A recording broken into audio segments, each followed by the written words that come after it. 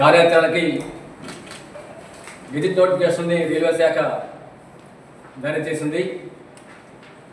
CPM party Visakha జిల్లా committee దీన్ని స్వాగతిస్తుంది. 12 సంవత్సరాల సుదీర్ఘ ప్రజా పోరాటం సిపిఎం పార్టీ, వామపక్ష పార్టీలు, ప్రజా సంఘాలు, ప్రజలు, ఈ ప్రాంతాల ప్రజాప్రతినిధులు అంతా కలిసి పోరాటం చేసిన ఫలితంగా ఏర్పడినటువంటి ఈ జోన్, రైల్వే జోను ఎవరి భిక్ష కాదు, ఎవరి దయాదర్శనం కాదు. ఇది విశాఖపట్నం ఉత్తరాంధ్ర ప్రజల హక్కు. 2014 ఆంధ్రప్రదేశ్ పునర్విభజన చట్టం ప్రకారం షెడ్యూల్ 13, 8 ప్రకారం విశాఖ కేంద్రంగా రైల్వే జోన్ ఏర్పాటు చేయాలి. దానిలో భాగమే ఈ రైల్వే జోన్.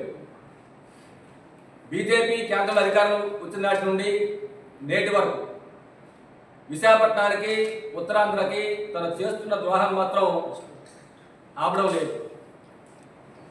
ఈ ద్రోహంలో గత వైసీపీ ప్రభుత్వం కానీ, ఇప్పుడున్నటువంటి బీజేపీ, టీడీపీ, జనసేన కూటమి కానీ ఇవి వారి రాజకీయ అవకాశవాదాన్ని ప్రదర్శిస్తున్నారు తప్ప వాస్తవంగా విశాఖపట్నం, ఉత్తరాంధ్ర ప్రజల తాలూకా ప్రయోజనాల్ని పట్టించుకోవట్లేదని చెప్పినది ఈ పరిణామాలు మనకు నిరూపిస్తున్నాయి.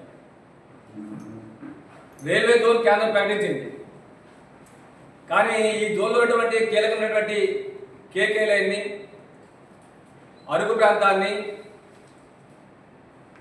రాయగడ తరలించిపోయింది. మనం కేకే లైన్ ప్రాంతం మనకు అందరికీ తెలిసిందే. దేశంలోనే టాప్ 10 డివిజన్లో వాల్తేరు రైల్వే డివిజన్ ఒకటి. అందులో కీలకమైంది కొత్త వలస కిరణ్ కేకే లైన్. ఇది గత ఆర్థిక సంవత్సరంలో దాదాపు 11,000 కోట్ల రూపాయలు ఆదాయం సమకూర్చింది. ఇది 2024-25తో పోల్చుకుంటే 17% అభివృద్ధి చెందింది. సరుకు రవాణాలో కూడా 17% అభివృద్ధి సాధించింది. ఒక ప్రభుత్వం చెప్తా ఉంది, ఉమ్మడి విశాఖ జిల్లాను పారిశ్రామిక అభివృద్ధి చేస్తాం, కొత్త పరిస్థితులు వస్తాయని చెప్పారు. రాబోయే కాలంలో కూడా ఈ లైన్లో ఎగుమతులు దిగుమతులు విపరీతంగా పెరుగుతాయి. ఆదాయం ఇంకా బాగా పెరిగే అవకాశం ఉంది. అటువంటి కేకే లైన్ ఈరోజు మనం లేకుండా చేసి పడేశారు. దీంతో పాటు రెండవ ఊటీగా మన అరకు ప్రాంతానికి ప్రసిద్ధి. దేశ విదేశాల నుంచి లక్షలాది మంది పర్యాటకులు, ప్రజలు ఈ ప్రాంతాన్ని పర్యాటకంగా ఉపయోగించుకుంటున్నారు. దీనిలో బొర్రా గుహలు ప్రత్యేకత. ఆ బొర్రా గుహల స్టేషన్ కూడా ఈరోజు కేకే లైన్ పరిధిలో ఉంది.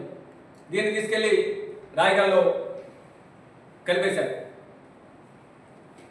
బీజేపీ ప్రభుత్వం పరిస్థితి ఏ విధంగా ఉందంటే, ఒక పండులోని గుజ్జునంతా తినేసి తొక్కని విధించినట్టు మనకి విశాఖపట్నం రైల్వే జోన్ ఇచ్చి అత్యంత ఆదాయం సమకూర్చినటువంటి వాల్తేరు రైల్వే డివిజన్ని,